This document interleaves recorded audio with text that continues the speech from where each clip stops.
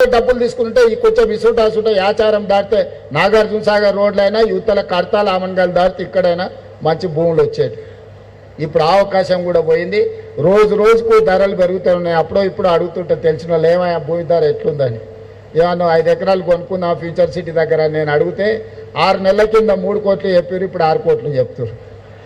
అంటే ఇక జీవితంలో ఆయనలో 3 కోట్లు అయినప్పుడు ఎక్కువ అనుకున్నాను, ఇప్పుడు 6 అయింది. ఇంకా కొనుక్కునే మా స్థాయి దాటిపోయింది. ఇంకా భవిష్యత్తులో ఎప్పుడు మాకు ఫ్యూచర్ సిటీలో భూమి లేదనుకునే పరిస్థితి వచ్చేది. అందుకే ఎప్పటికప్పుడు ధరలు పెరుగుతూనే ఉన్నాయి.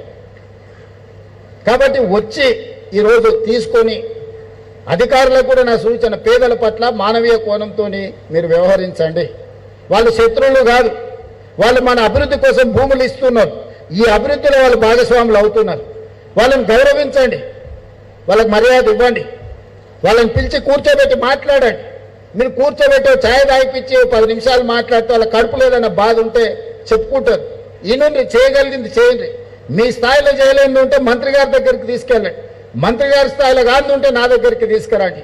ఈ ప్రాంతంలో ఉన్న ప్రతి ఒక్కరు 90% నాకు తెలుసు. నేను ఎందుకంటే చాలాసార్లు ఈ ప్రాంతంలో తిరిగిన, పాదయాత్ర చేసిన.